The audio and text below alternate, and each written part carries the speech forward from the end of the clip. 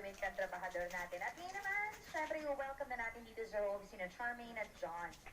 Matagal rin hindi nakita ka, Charmaine, John. Magkamustahan na muna kayo. Hi, Charmaine. Hello. Kumusta? Maayos. Maayos. Ikaw, Charmaine, hindi ka makamusta? Kamusta? Okay lang. Ba't parang ang tabang-tabang ng tingin mo sa kanya, Charmaine? Hindi ko alam. Sorry ha, kasi nakikita ko mabigat ang iyong luha, parang pinipigilan niyang lumuha. Pangitiin muna natin si Charmaine, Yes. oo. Ano ba kayo Kaya- nagkakilalang dalawa? Sa Facebook. Ha? Sa Facebook. Sa Facebook lang, minessage mo siya. Hindi, pagka-add kasi, sabay tumawag ako agad. Ayun. At nung inad mo siya, tinawagan ka agad daw, Charmaine, tama? Buti sinagot mo, Charmaine. Opo, pag kakagising ko lang po kasi nun, pagising ko, hindi ko siya kilala, inad niya ako, na-curious po ako, sino kaya to? Tapos, ayun, bigla po siyang tumawag. Tapos, syempre, sinagot ko naman po agad. Tapos matagal na ba kaagad ang usapan niyo noon? Hindi po, Ano? Mabilis? binaba ko yun eh. Kasi po Ah, kagigising ko lang. Mm. Kasi, ano po eh, wala na akong tiwala sa mga ganon. Yung Bakit? mabilisang may dati po kasi kong experience. kakabreak mo lang ba nung Opo, time na yon? Eh bakit mo naman nabigyan ng pagkakataon nitong si Josh at naging kayo pa nga? Ano ba yung nagustuhan mo sa kanya, Charmaine? Mabait po yan eh. Mabait. Ano pa?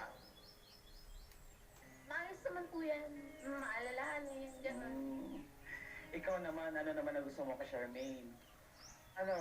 Maalaga. Tsaka mapagmahal, sobra. Mapagmahal.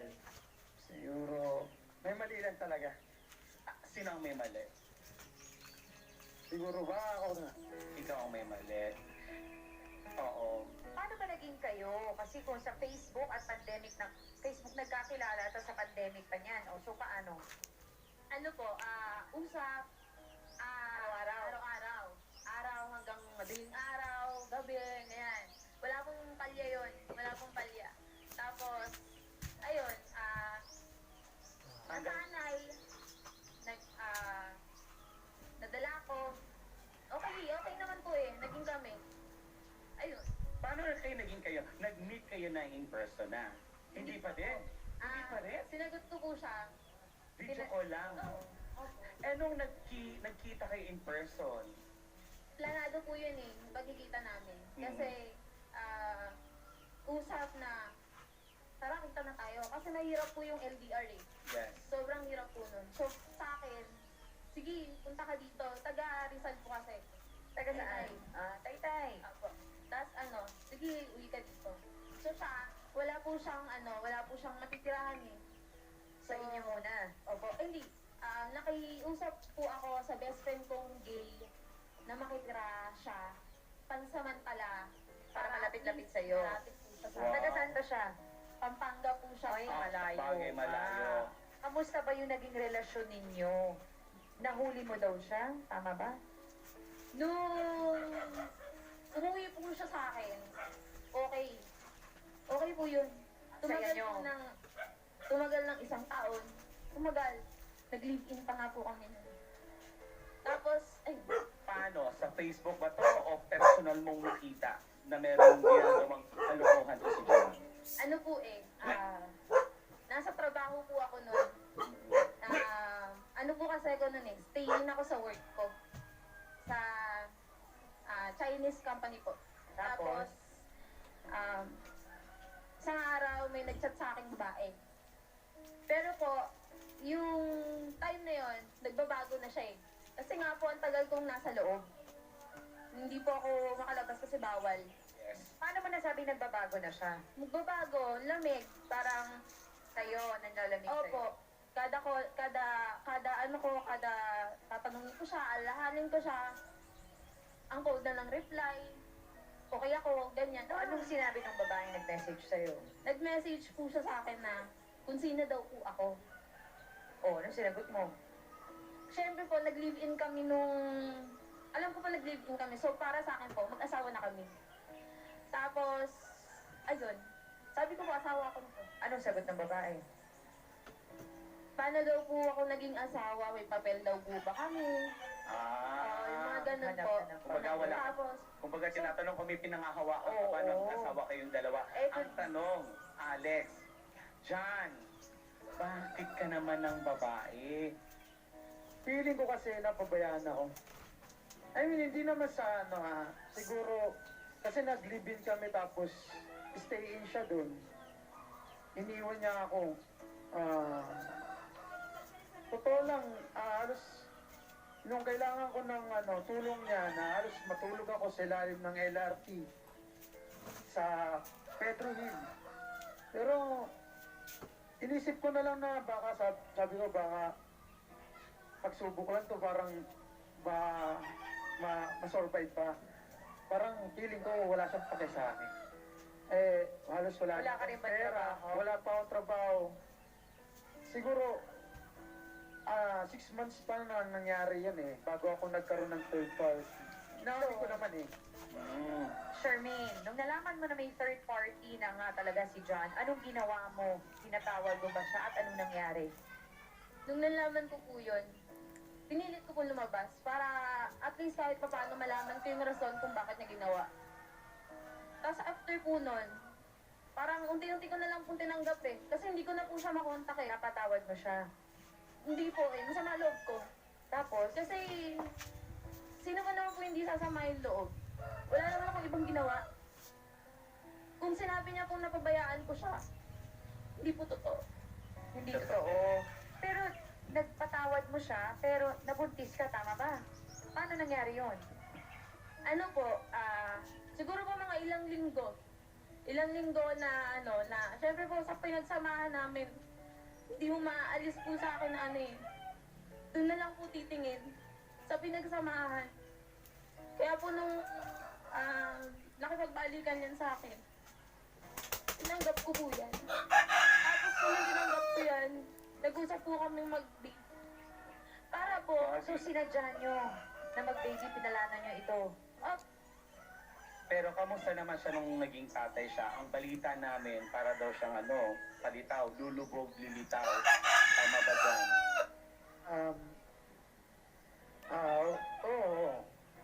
Kasi, lalaki kasi ako nagsisikin sa akin yung mga araw na parang ang dami niyang kasalanan sa akin, pero siguro iniisip ko lang talaga yun. Na siguro, so overthinking lang ako na dahil sa mali niya, kaya ako lulubog, lilitaw. So, John, lagi kang umaalis kahit may anak kayo dahil iniisip mo lang yung pagkakamali ng Charmaine. Saan ka pumupunta pag nawawala ka? May trabaho kasi po ako. O ano bang naging trabaho mo? Isa po akong hosto. Sa bar. Okay. Sumasayaw. Pasok po, hindi po, model lang. Model, ito yung mga tinitable, tama ba? Opo. Oo, tapos kwento-kwentuhan. Actually, nagtrabaho ko sa ganon dahil sa iniwan niya ako noon. Akala ko na iniwan niya ako noon, feeling ko, inaapi niya ako dahil may pera siya. Kaya pumasok ako sa trabaho na ganon. Para, ang nagiging datingan kasi ng relationship namin is parang revenge. Papalitan lang kami, ganito. Sakitan lang. Oo, ganon. Alam mo ba na nag-hosto siya? Opo, So, tinanggap tinanggap ko yun. mo?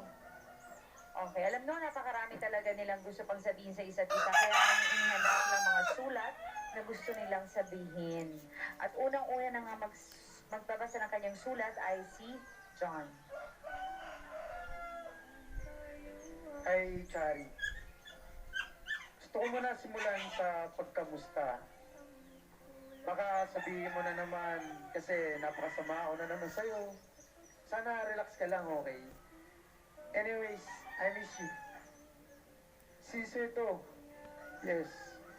Siguro, nanahimik ako sa alam kong pangit na ginawa ko. Pero, uulitin ko, may reason kasi ako kung bakit ko ginawa yon. Ang hirap magpaliwanag sa'yo ng paulit-ulit. Pero kasi ang pakiramdam ko nung una na nating paghihiwalay, bigla mo na lang ako iniwan sa ere. Kasagsagan ng pandemic nun, magkahiwalay tayo. Alam mong wala akong trabaho. Tagutom ako. Nangihingi ako ng tulong sa'yo pero anong ginawa mo? Wala. fast forward na natin. Nung nagkabalikan tayo at nagkaanak, ganun pa rin. Lahat pa rin ng ginawa ko, mali para sa'yo. Puro ka duda, kaya na puno na ako. Nagkahiwalay na naman tayo. Pero alam ko sa sarili, pero alam ko sa sarili mo na hindi ko naman pinabayaan ang anak natin. Kaya di ko maintindihan bakit galit na galit ka pa rin sa akin. Ano ba gusto mo? Siguro dapat magsimula tayo ulit. Magpapakilala ulit ako. Maniwala ka man o hindi. Maraming nagbago. Maraming nagbago na sa akin. Tsaka, ako pala si Michael John Pazon.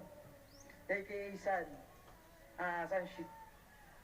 Na isang musician, R&B rapper, isa sa mga dahilan ko bakit mo ako nagustuhan.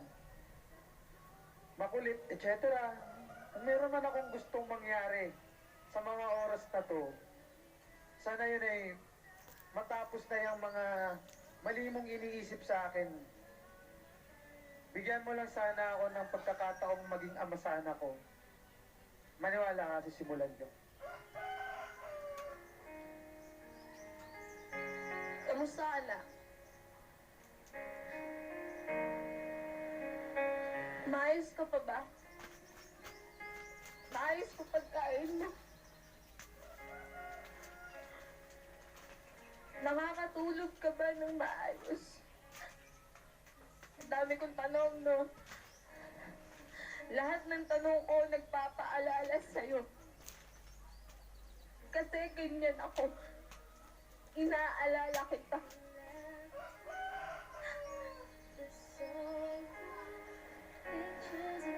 Dati, inaalagaan kita. Pero kahit kailan, hindi mo na-appreciate yun. Ayo. Pinagbintangan mo pa akong pinabayaan kita. Ikaw yung nagpabaya. Matanong ko lang, sa tuwing magkasama kayo ng mga babaeng customer mo, nagagawa mo ba na alalahanin kaming mag-ina mo? O nagagawa mo bang alalahanin yung mga pangarap natin noon? Nung nagkahiwalay tayo at nagkabalikan ulit, sabi natin, oo nga, tayo nga para sa isa't isa. At nung nabuntis ako, akala ko mas lalo tayong solid. Pero bigla ka na namang nawala. Sana sinabi mo agad na laban ko lang pala itong mag-isa. Eh di sana nag-ready man lang ako. Isipin mo, nagbubuntis akong mag-isa. Nahihirapan akong mag-isa. Hirap na hirap akong isipin paano ko papalakihin yung batang mag-isa. Pero salamat pa din. Nung nanganak ako, nandun ka naman. Kung akala ko babalik ka na kasi lumabas na yung baby natin. Mali na naman ako. Nawala ka na naman. Kailan mo balak ulit magpakita? Kapag binyag na? Kapag graduation niya na? Kapag ikakasal na siya? Bakit ganun? Nagbago lahat. Pakisabi naman sa akin yung dahilan. Dumasyang ba ako? Wala na ako para sa'yo. Masakit pa. Nabalitaan kong pinalit mo ako sa isang may anak. Single mom. Papatol ka din pala sa may anak. Bakit hindi na lang sa tatay ng sarili mo, anak?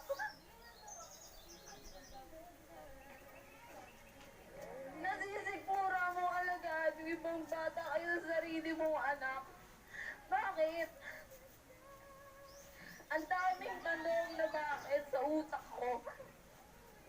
Na kahit paulit-ulit kong tanungin, di ko alam yung sagot. Pero alam mo, tatanungin ako kung mapapatawad ba kita? Oo. Kasi hanggang ngayon, hindi sarili ko yung iniisip ko eh. Anak ko, tsaka ikaw. Sa kabila ng lahat, gusto ko pa rin buo yung pamilya. Pero sana lang babalik ka pa. Yung habang buhay na. Ngayon, Waki, ay sisimulan na natin ang 7 questions of hope. Maaari lamang nyo lang sagutin ang mga katanungan nila para sa isa't isa ng hindi o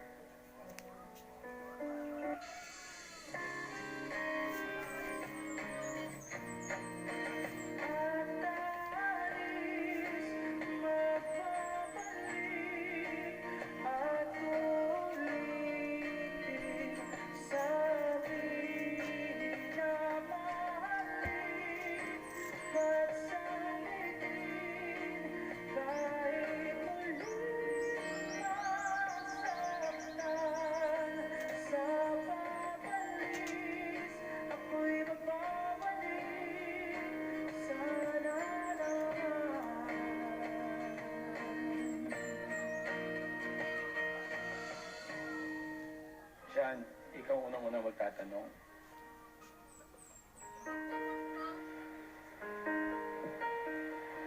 Nung nag-stay ka sa trabaho at pinabayaan mo ako, nagkasyota ka ba ng iba?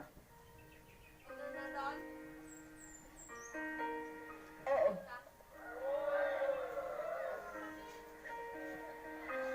Kayo ba ba nung babae pinalit mo sa akin? Yung single mom. Hindi na. In a relationship ka ba ngayon? Hindi. Nagkaroon ka ba ng ibang babae nung time na nabuntis ako, kaya mo ako iniwan ulit? Oo.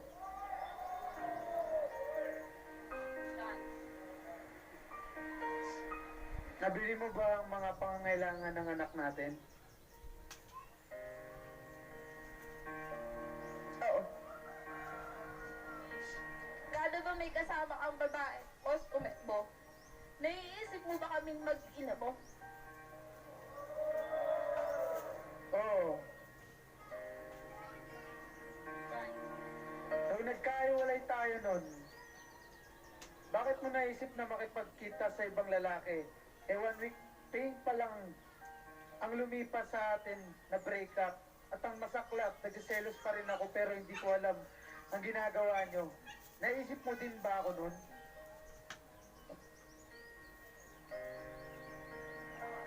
Ewan. Yung time na kailangan kita habang nagbubuntis ako, sinubukan mo bang puntahan man lang ako para alamin yung sitwasyon ko? Oo. Sa tingin mo ba walang kwentang ama ko? Ewan. Nagsisisi ka bang nagkaanak ka sa akin o nagkaanak tayo? Hindi. Never.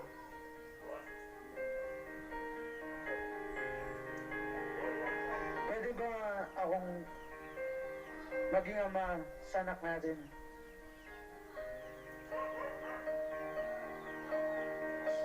Ewan. Kasama ba ako sa mga plano mo sa buhay? Ang suportahan ng anak ko? Oo. Makapatawad mo pa ba ako?